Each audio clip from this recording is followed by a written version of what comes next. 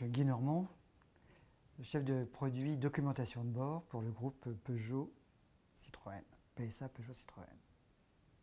Can Dontat de la société Snap & See, une start-up sur le développement de technologies mobiles.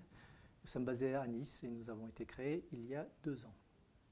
Donc en 2013, le groupe PSA Peugeot Citroën a organisé un appel d'offres sur la base de leur documentation de bord, qui est le gros livre que vous avez dans la boîte à gants, pour le digitaliser, le numériser. Et ils recherchaient une solution de reconnaissance visuelle qui permettait, en scannant un élément de la voiture, d'accéder à ce contenu. Et cette digitalisation ou cette numérisation se faisait à partir d'une appli mobile. Et donc l'appel d'offres a été remporté par Snap & See, qui a continué le développement d'une technologie que nous possédions, qui était la reconnaissance visuelle, pour la rendre vraiment spécifique à l'usage pour PSA. Et l'usage spécifique, c'était de le mettre à l'intérieur de l'application mobile, donc ne pas être connecté à Internet. Par exemple, vous êtes en plein milieu de la campagne ou au 5e sous-sol d'un parking, vous ne captez pas Internet, la solution fonctionne et ça vous permet d'accéder au contenu si vous avez un problème avec la voiture ou si vous cherchez une information. Donc ça, c'était en 2013. C'était sur 2 modèles, qui étaient 2 modèles en lancement, le C4 Grand Picasso, donc le grand monospace de Citroën, et la nouvelle 308, qui a été élue voiture de l'année en 2013, je crois. Et de fil en aiguille, nous avons présenté le prototype lors du salon de Francfort en septembre dernier à la direction de PSA, qui a vraiment apprécié cette solution et qui a voulu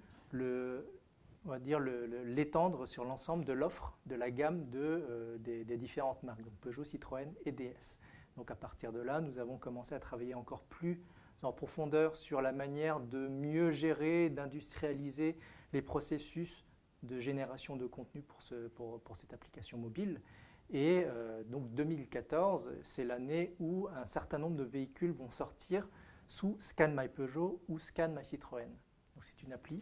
À l'intérieur, vous avez le choix entre plusieurs modèles. Vous choisissez celui que vous possédez et ça va charger tout le contenu. Et ensuite, à partir de là, vous l'utilisez comme vous le souhaitez. Et l'objectif, c'est que pour le salon le mondial de l'auto à Paris, en fait, un grand nombre de modèles soient couverts par cette solution-là et présenté au grand public et à la presse. C'est vraiment pour le client un apprentissage facile de sa nouvelle voiture, puisqu'il y a vraiment un saut de génération entre une voiture d'il y a 4 ans et une voiture d'aujourd'hui. Toutes les aides à la conduite, ils méritent quand même qu'on s'arrête un peu et qu'on ait un peu d'apprentissage sur cette nouvelle fonction.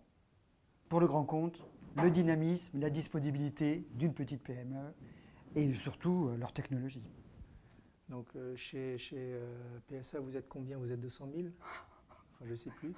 Nous sommes 6. Donc effectivement, le contraste est énorme entre la grande entreprise et la petite PME. Enfin, on est plus start-up que PME, plus PMI d'ailleurs. Et oui, il y a donc cette dimension. Donc on a vraiment cherché à être le plus disponible possible pour avancer conjointement avec les demandes, voire même proposer des nouvelles solutions, de nouvelles orientations par rapport à ce service de base. Et pour nous, ça nous apporte bien évidemment beaucoup de visibilité vis-à-vis de l'univers des entreprises qui proposent des solutions de reconnaissance visuelle. Donc ça apporte vraiment une légitimité ou une crédibilité supplémentaire.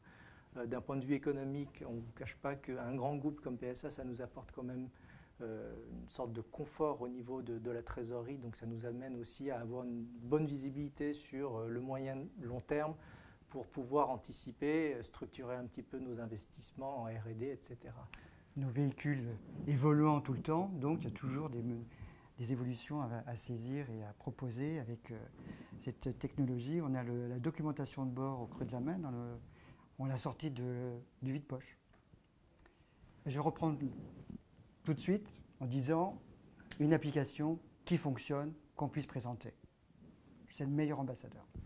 Donc un smartphone à présenter. Et de notre côté, c'est surtout ne pas avoir peur d'y aller. Ça, c'est vraiment, face à un grand groupe comme ça, on peut avoir des complexes en disant on ne sera pas à la hauteur, comment on peut faire. En fait, il faut juste redoubler d'efforts. On s'investit énormément dans l'histoire. Il faut bien écouter aussi. C'est vrai que dans le monde des startups, quelquefois, il y a une certaine arrogance en disant j'ai une solution et ensuite c'est comme ça. Et nous, on a cherché à comprendre le fonctionnement, donc à voir comment les processus et les outils internes chez PSA étaient mis en place. Et on s'est calé dessus pour apporter une extension et pas une révolution. On n'a pas cherché à révolutionner, mais plutôt à apporter quelque chose de plus. Et ensuite, après, forcément, avec la disponibilité, il y a des échanges. Ensuite, il y a une relation qui se construit. Et il faut être extrêmement opportuniste aussi. C'est qu'en réunion, une chose sort, une idée, non, il faut qu'on saute sur l'occasion pour y aller. Et juste pour revenir à l'appel d'offres, ça a été notre porte d'entrée. L'appel d'offres n'était pas du tout public. Donc on s'est adossé avec une société, une agence de com qui a fait tout le graphisme, tout le design de l'application. Nous avons construit tout le moteur, donc toute la techno derrière. Et c'est à deux que nous avons réussi à passer et à être retenus dans l'appel d'offres. Ensuite, après, nos chemins se sont séparés parce que l'implication de l'agence était ponctuelle sur vraiment le design initial et nous continuons.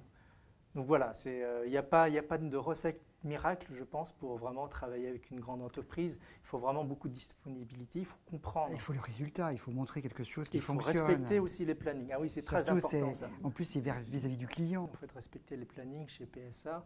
Il y a un calendrier de lancement des véhicules, il ne faut surtout pas rater ces dates-là. Donc ça, c'est un point très important. Et on sait que la R&D, ça peut prendre beaucoup de temps parce qu'on n'est jamais sûr, il y a toujours quelque chose qui ne fonctionne pas à la dernière seconde.